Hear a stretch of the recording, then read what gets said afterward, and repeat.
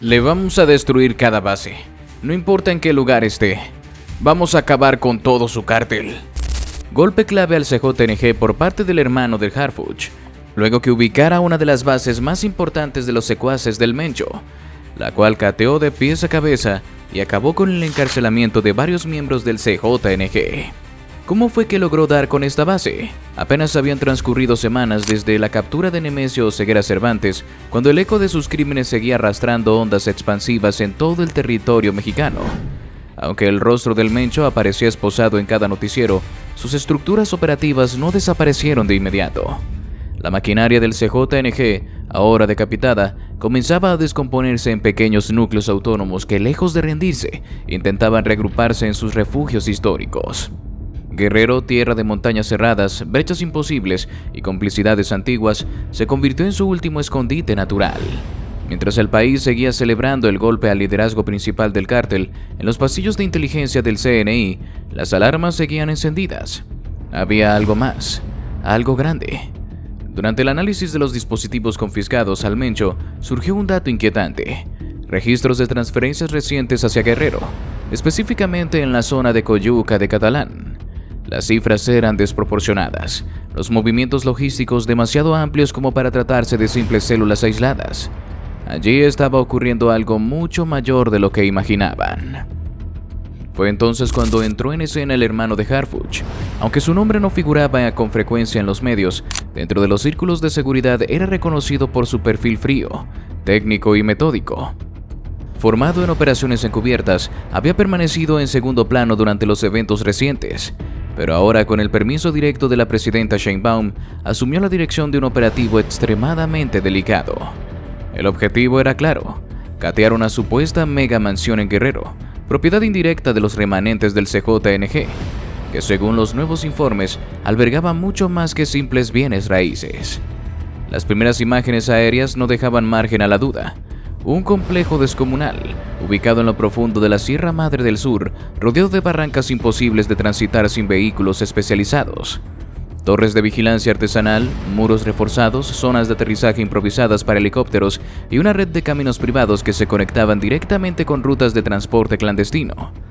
Todo indicaba que aquella no era simplemente una residencia, sino un centro logístico de altísima importancia para los operadores que habían sobrevivido a la caída del Mencho. El hermano de Harfuch no perdió tiempo. En un hangar militar de Morelos se reunió el equipo seleccionado: comandos de la Marina, unidades de fuerzas especiales de Sedena, analistas de inteligencia electrónica y operadores de drones de reconocimiento. 100 hombres preparados para irrumpir en un nido de víboras, donde cualquier paso en falso podía costarles la vida. Se planificaron 3 rutas de aproximación simultánea, con apoyo aéreo permanente y anillos de seguridad listos para contener cualquier intento de fuga.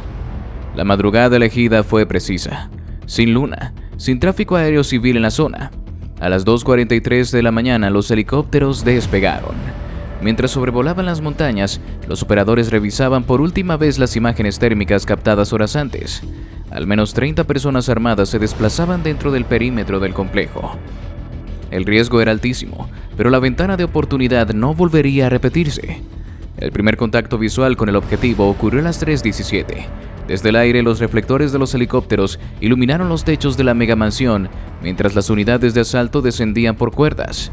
Simultáneamente, los vehículos blindados avanzaban por las rutas de tierra previamente despejadas por equipos de reconocimiento. El factor sorpresa fue total.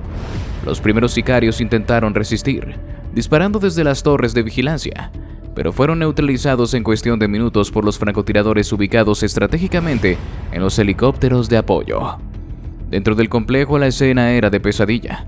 Al ingresar en la primera planta, los comandos encontraron un arsenal de dimensiones industriales: rifles Barrett calibre .50, fusiles M4 modificados, lanzagranadas M203, decenas de misiles de cartuchos de munición, explosivos plásticos C4 y hasta sistemas portátiles de defensa antiaérea de fabricación rusa. El nivel de sofisticación superaba incluso el estándar de otros operativos recientes. Aquello no era un simple refugio, era un búnker de guerra. Pero lo más impactante estaba por descubrirse. Al abrir la segunda ala del inmueble, detrás de una serie de puertas blindadas controladas electrónicamente, los peritos hallaron 5 toneladas de droga embaladas en paquetes al vacío, cuidadosamente etiquetados por tipo, pureza y destino final. Cocaína, metanfetamina cristalina, fentanilo en polvo y tabletas, todo destinado al mercado estadounidense. Las marcas impresas sobre los paquetes revelaban alianzas internacionales, sellos de grupos colombianos, conexiones con rutas centroamericanas y hasta firmas logísticas utilizadas en Europa del Este. Mientras los agentes documentaban el cargamento, un hallazgo aún más oscuro estremeció al equipo forense. En los sótanos de la mansión, ocultos detrás de paneles de concreto, descubrieron una serie de cámaras subterráneas utilizadas como centros de tortura y ejecución. Allí, en un espacio reducido, se localizaron los restos de al menos 15 personas. Algunos cadáveres conservaban aún señales de violencia extrema, fracturas múltiples, marcas de electrocución, cortes profundos y restos de grilletes metálicos en las extremidades. Otros cuerpos en descomposición avanzada evidenciaban que algunos llevaban semanas o incluso meses enterrados dentro del complejo. Los especialistas forenses comenzaron de inmediato el levantamiento de los cuerpos. Se activó un protocolo especial para la identificación genética. Entre las primeras víctimas identificadas se hallaban 3 agentes encubiertos reportados como desaparecidos en el último año, 2 operadores logísticos rivales y varios civiles aún sin confirmar. El hallazgo de agentes del Estado dentro del lugar agravó la magnitud del operativo. Ya no se trataba solo de crimen organizado, sino de crímenes de lesa humanidad bajo la categoría de ejecuciones extrajudiciales por parte de un grupo criminal paramilitarizado. Mientras el cateo continuaba, los drones de vigilancia detectaron intentos de fuga por rutas secundarias en los alrededores. Grupos armados intentaron movilizarse a través de las brechas cercanas a la comunidad de San Miguel de Totolapán, pero fueron interceptados en una emboscada coordinada por unidades de la Guardia Nacional y apoyo aéreo de helicópteros artillados. 12 sicarios fueron abatidos y 8 capturados con vida, incluyendo un operador de comunicaciones identificado como coordinador logístico del complejo. Su captura fue clave para lo que vendría después. El hermano de Harfuch supervisaba cada detalle desde el centro de mando improvisado en un campamento cercano. Recibía los reportes minuto a minuto, cruzaba la información con el equipo de inteligencia en tiempo real y ordenaba los siguientes pasos. Sabía que estaban tocando una de las últimas grandes estructuras físicas que quedaban del CJNG tras la caída de su máximo líder. Esta mansión, más que una simple propiedad, era un nodo crítico de almacenamiento, ejecución y lavado de activos. ¿Ahora qué pasaría? Las primeras luces del amanecer comenzaron a filtrarse sobre las montañas de Guerrero cuando el operativo alcanzó su siguiente fase. Los detenidos fueron trasladados de inmediato en helicópteros blindados hacia una instalación secreta de la Marina, mientras los peritos seguían desenterrando los secretos ocultos bajo la mega mansión. Las cámaras frigoríficas escondidas en los pasillos laterales revelaron otro dato perturbador. Almacenaban órganos humanos, riñones, hígados, corazones preservados. El hallazgo encendió todas las alarmas. No solo era un centro de tortura y ejecución, también operaba como un punto de extracción y tráfico de órganos, elevando aún más la brutalidad de la estructura criminal. En la Ciudad de México, el informe preliminar llegó a manos de la presidenta Sheinbaum antes de las 7 de la mañana. La mandataria, endurecida por meses de guerra directa contra el crimen, no mostró sobresalto, pero sí determinación absoluta. Convocó de inmediato al gabinete de seguridad. Las imágenes transmitidas por los drones eran brutales. Las autoridades federales ya no hablaban solo de un cateo exitoso, sino de un golpe sin precedentes que dejaba al descubierto los rincones más oscuros de las operaciones del CJNG. Esta no era una mansión, era una fábrica de muerte, dijo uno de los jefes de inteligencia durante la reunión. Los analistas comenzaron a cruzar los datos obtenidos en el lugar con las investigaciones abiertas desde la caída del Mencho. Fue entonces cuando surgieron nuevas conexiones directas con empresarios locales, alcaldes de municipios vecinos y mandos policiales que habrían facilitado durante años la protección de esta infraestructura criminal. Guerrero desde hacía décadas era un terreno fértil para el narcotráfico, quedaba ahora expuesto en su complicidad más profunda. Los expedientes comenzaron a engrosarse. Nombres, números de cuentas, registros de transferencias y grabaciones intervenidas tejían una red de corrupción institucional difícil de disimular. Bajo técnicas de contrainteligencia y negociaciones de reducción de penas, algunos detenidos confirmaron lo que ya se sospechaba. La mansión operaba como centro de distribución para una ruta marítima clandestina, coordinada desde el puerto de Acapulco hacia Estados Unidos y Asia. Lanchas rápidas cargaban los contenedores de droga, armas y hasta órganos extraídos, para ser embarcados en buques pesqueros previamente corrompidos por sobornos millonarios. Las rutas eran tan detalladas que incluían horarios precisos de vigilancia costera, pagos semanales a mandos navales locales y hasta el uso de boyas satelitales para guiar a las embarcaciones en alta mar. Aquello no era improvisación, era logística militar al servicio del crimen organizado. Los datos revelados permitieron emitir nuevas órdenes de aprehensión contra al menos 15 funcionarios públicos, incluyendo 2 excomandantes de la Policía Estatal de Guerrero y un juez federal que había protegido con amparos falsificados los bienes incautados meses atrás. En paralelo, el impacto mediático fue demoledor. Las imágenes filtradas del interior de la mansión comenzaron a circular por redes sociales y noticieros internacionales.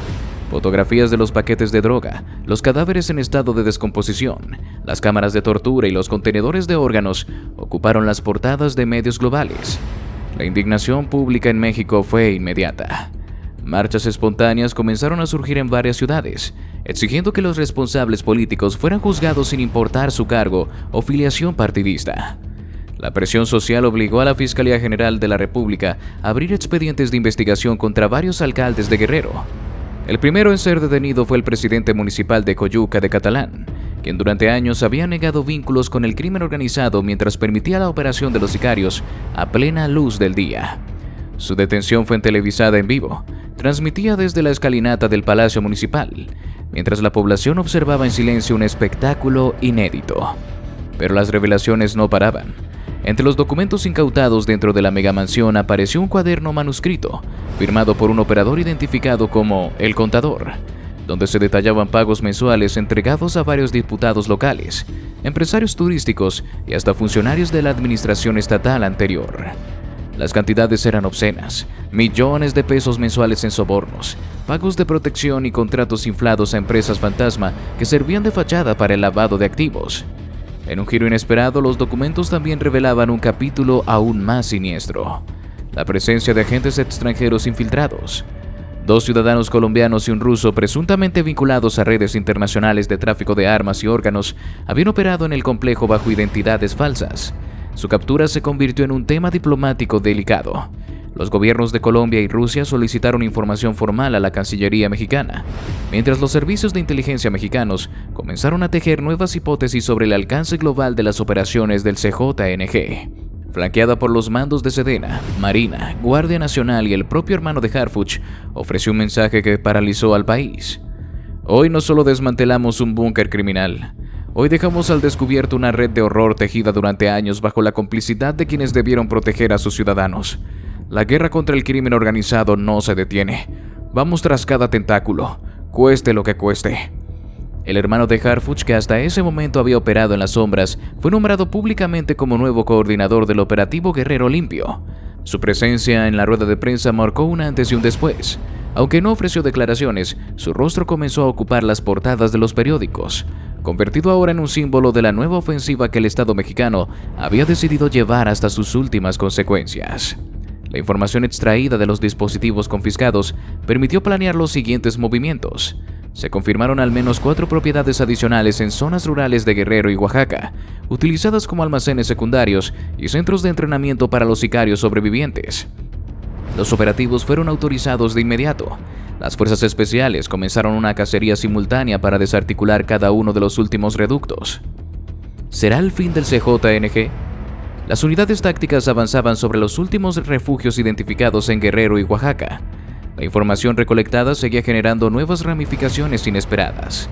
Cada bodega, cada rancho asegurado, cada celular confiscado ofrecía más pistas sobre una red mucho más profunda de lo que el Estado había previsto al inicio de esta ofensiva. El hermano de Harfuch, ya convertido en figura clave de la operación, mantenía un control milimétrico de cada paso. Sabía que tras cada decomiso no solo caía un lote de armas o droga, sino también una capa de protección política o empresarial que había permitido que todo esto existiera durante años. En uno de los últimos cateos realizados en la zona de Tlacotepec, los agentes localizaron un complejo camuflado como centro de rehabilitación agrícola. Las fachadas de invernaderos y corrales de ganado escondían laboratorios subterráneos de procesamiento de metanfetaminas. Los químicos importados desde Asia eran transformados en el sitio en toneladas de droga de alta pureza, lista para ser transportada al norte. En ese mismo lugar, además, se encontraron documentos que revelaban pagos sistemáticos a personal aduanal de puertos clave como Lázaro Cárdenas y Manzanillo, lo que confirmaba que la corrupción alcanzaba incluso los filtros de entrada de mercancías internacionales. En Ciudad de México, la Fiscalía General de la República comenzaba a presentar formalmente los expedientes contra los políticos y funcionarios señalados en los documentos de la mansión. Las audiencias fueron transmitidas en tiempo real por los principales noticieros nacionales. La población observaba con atención cómo algunos personajes que durante años habían paseado por los salones del poder eran ahora esposados y trasladados a penales de máxima seguridad. El mensaje político de la presidenta era brutalmente claro. Aquí no habrá intocables. En el frente diplomático, la operación comenzaba a generar fricciones. El gobierno de Rusia, molesto por la detención de uno de sus ciudadanos presuntamente involucrados en el tráfico de armas, exigía garantías de debido proceso, mientras Washington felicitaba públicamente la ofensiva mexicana por la desarticulación de una red criminal que también había infiltrado rutas hacia territorio estadounidense. Al mismo tiempo, agencias de la DEA y Europol ofrecieron incrementar la operación directa, enviando analistas de crimen financiero para rastrear los activos congelados que el CJNG mantenía en paraísos fiscales. Pero mientras el frente institucional avanzaba, el peligro seguía latente. Pequeños grupos de sicarios sobrevivientes comenzaron a reorganizarse en células de resistencia violenta. En municipios como Zihuatanejo, Chilapa y Tixla, se registraron ataques coordinados contra rehenes militares y estaciones de policía.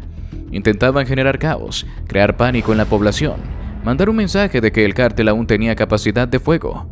Sin embargo, el Estado, previendo estos movimientos, ya había desplegado patrullajes aéreos constantes y anillos de seguridad militarizados en las principales rutas de acceso. El hermano de Harfuch, en coordinación directa con los mandos de Sedena y Marina, ordenó la implementación de una estrategia que hasta ese momento no se había aplicado con esa intensidad: el cierre absoluto de corredores logísticos. Se bloquearon caminos rurales, se destruyeron puentes clandestinos, se inutilizaron pistas de aterrizaje improvisadas y se sellaron puertos fluviales.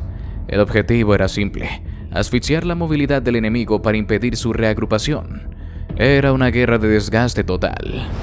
En paralelo, la unidad de inteligencia financiera lograba avanzar sobre las últimas cuentas bancarias ligadas a la estructura. Más de $200 millones fueron congelados en 72 horas. Fondos destinados a financiar abogados, comprar armamento, pagar sobornos y mantener activos los canales de exportación de droga. Este colapso económico aceleró las deserciones dentro del propio CJNG. Sicarios de bajo y mediano rango, al quedarse sin pagos garantizados, comenzaron a entregarse voluntariamente a las autoridades a cambio de protección y reducción de penas. Uno de los desertores aportó un dato crítico: aún existía un último centro de mando operativo en la Sierra de Petlatlán, Guerrero. Según su testimonio, allí permanecía un reducido pero peligroso grupo de operadores veteranos que administraban los remanentes financieros del cártel.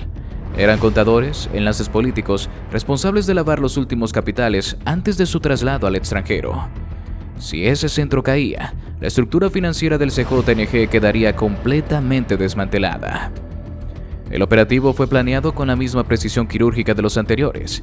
Bajo estricta confidencialidad, unidades de fuerzas especiales fueron insertadas por aire, aprovechando la geografía abrupta de la zona.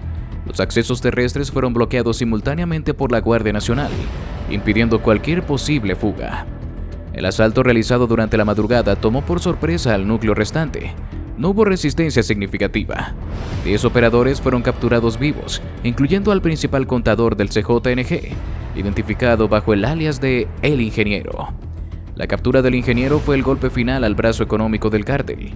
Durante los interrogatorios iniciales, reveló detalles de inversiones millonarias en criptomonedas, propiedades en el Caribe, participaciones accionarias en empresas fachadas y hasta depósitos ocultos en bóvedas físicas ubicadas en bancos privados de Europa. Cada confesión abría nuevas líneas de investigación internacional. La guerra contra el CJNG ya no solo se libraba en las montañas de México, sino también en las juntas directivas de bancos suizos y caribeños. En un nuevo mensaje nacional, la presidenta Sheinbaum anunció la fase final de lo que denominó públicamente como Operación Guillotina. Hoy hemos desmantelado el músculo financiero que alimentaba la maquinaria de muerte del CJNG.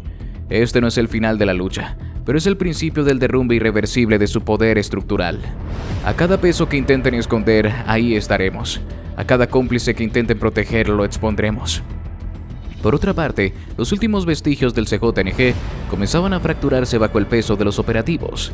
En los corredores más oscuros del crimen organizado se respiraba una mezcla peligrosa de desesperación y rabia.